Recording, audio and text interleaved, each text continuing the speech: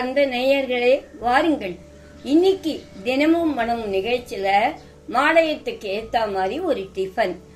அரிசி மாவு, ஒரு அரிசி மாவு எடுத்துக்கணும். அந்த அரிசி மாவுல உங்களுக்கு ஒரு டிஃபன் பண்ணி காமிக்க போறேன். அது உப்மாவாவும் உதவியா பண்ணலாம், மோர்க்கிளையாவும் பண்ணலாம். இன்றைக்கு என்ன விசேஷம் அப்படின்னாக்கா, இதுக்கு மோரோ புளியோ தேவையில்லை. தேவையில்லாம நம்ம கரைச்சிக்கணும். இப்ப நான் ஒரு 2 டம்ளர் அரிசி மாவு எடுத்துட்டு இருக்கேன். அத ஜலம் விட்டு நல்லா கரைச்சிக்கோங்க. கொஞ்சம் திக்கா, இட்லி மாவை விட கொஞ்சம் கெட்டியமா கரைச்சிண்டா உப்மாவா வரும். கொஞ்சம் நீர்க்க கரைச்சிண்டா நல்லா வெண்ணெய் மாதிரி மோர்க்கிளை மாதிரி வரும். இதுக்கு தேவை 2 எலுமிச்சம்பழம். அது நம்ம வேகும் போது இந்த எலுமிச்சம்பழம் 2த்தையும் தனியா புழிஞ்சி ரெடியா வச்சுக்கோங்க. இப்போ இத உங்களுக்கு கரைச்சுட்டு நான் காமிக்கிறேன். இது பச்சரிசி மாவு. இந்த மாலையத்துக்கு புழுங்கலரிசியே சேர்க்க மாட்டா, எல்லாமே பச்சரிசி தான். அத ஞாபகம் வச்சுக்கோங்க. இந்த பச்சரிசி மாவை இப்ப இத ஜலங்குத்தி இது பண்ணிக்கிறேன் நான். பார்த்தீங்களா? இதோ நல்லா கெட்டிமா, ரொம்ப கெட்டிமா இல்லாம ரொம்ப தளரவும் இல்லாம பண்ணிக்கணும். அப்பதான் உப்மா உதிருதுரா வரும். யாராருக்கு எப்படி பிடிக்கிறதோ அப்படி பண்ணலாம். உதிருதுரா வேணும்னா கெட்டிமா, மறுபடியும் சொல்றேன், மோர்க்களி மாதிரி வேணும்னா நீர்க்க கரைச்சிக்கணும். அதுதான், வேற ஒண்ணுமே இல்லை நமக்கு. இத கரைச்சுட்டு காமிக்கிறேன். இத கரைச்சிருக்கேன் பாருங்க. இதோ இந்த அளவுக்கு இப்படி கரைச்சிண்டா உப்மாவா உதிருதுரா நன்னா வரும் உங்களுக்கு. இப்போ இதுக்கு வானாய போட்டுட்டு பண்றத காமிக்கிறேன். இப்போ இதுக்கு தேவையான உப்பு போட்டும் நீங்க கரைச்சி வச்சுருங்க. உப்பு போட்டு இது பண்ண முன்னாடியே போட்டுட்டா நல்லா உரைச்சி இருக்கும், டேஸ்டா. அதுக்குதான் உப்பு போட்டு கரைச்சி வச்சுட்டேன். இப்போ திட்டமா எண்ணெய் வச்சிருக்கேன். இதுக்கு எண்ணெய் கொஞ்சம் இருந்தாதான் உதிருதுரா வரும். அதனால இதுக்கும் உங்களுக்கு பெருங்காயம் வேண்டாம். கடுகு, உளுத்தம்பருப்பு போரும், மிளகா போரும். எண்ணெய் காஞ்சிடுத்து. இதோ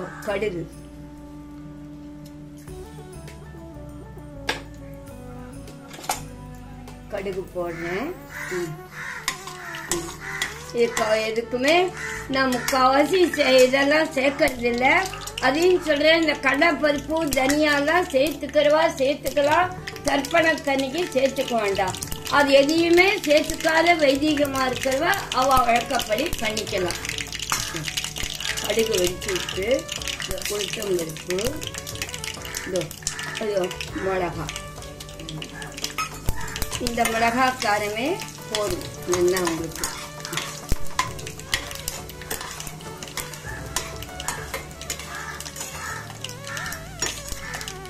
உளுத்தம்பருப்பும் செவந்தெடுத்து கறிவேப்பிலை, இந்த கறிவேப்பிலையை போட்டுட்டு,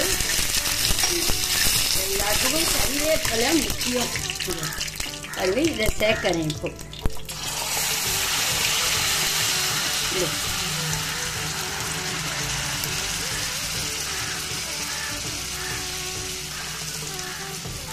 இதை சேர்த்துட்டு உங்களுக்கு நல்லா கலரணும்.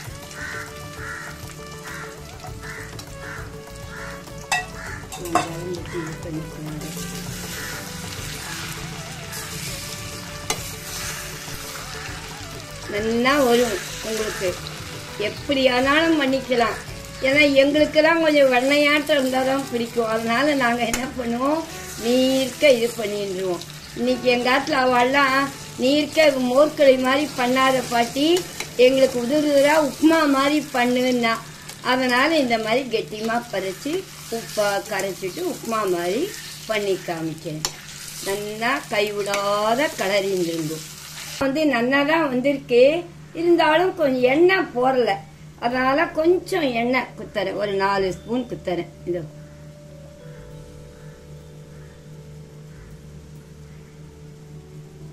அவ்வளோ 4 ஸ்பூன் குத்திட்டேன். இப்ப இத நல்லா கலரலாம். இன்னும் ஒரு 5 நிமிஷம் நல்லா ஆயிடும். உங்களுக்கு தொட்டு பார்த்தாலே அது ஆயிருக்கா இல்லையான்னுட்டு அந்த ஒட்டாத வரும். இப்படி உப்புமா தொட்டமானா கைக்கு ஒட்டக்கூடாது.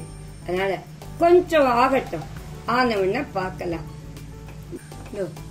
இப்போ நல்லா ஆயிடுத்து. இப்ப நம்ம கேஸ ஆஃப் பண்ணிட்டு இந்த லெமன் புழிஞ்சு வச்சுருக்கோம் பாருங்க, அத சேர்த்து கலரிட்டு இறக்கணும். இப்போ நான் இந்த லெமன் புளிப்பு தான் இந்த உப்புமாக்கு. ஏற்கனவே சொல்லியிருக்கேன், மோரும் புளிப்பும் அதெல்லாம் கூடாது அப்படின்னு. இந்த லெமன் உண்டி தான் நமக்கு வேணும். இந்த லெமனோட சேர்த்து கலரலாம். நல்லா ஒத்து வரும்படியா கலரினா ரொம்ப நல்லா இருக்கும். இதுவும்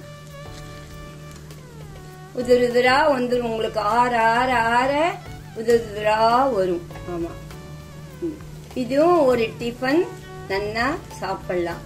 நான் அப்புறமும் இன்னும் 2 டிஃபன் பண்ணி காமிக்கிறேன். தழுகியும் உங்களுக்கு வச்சிருக்கேன்.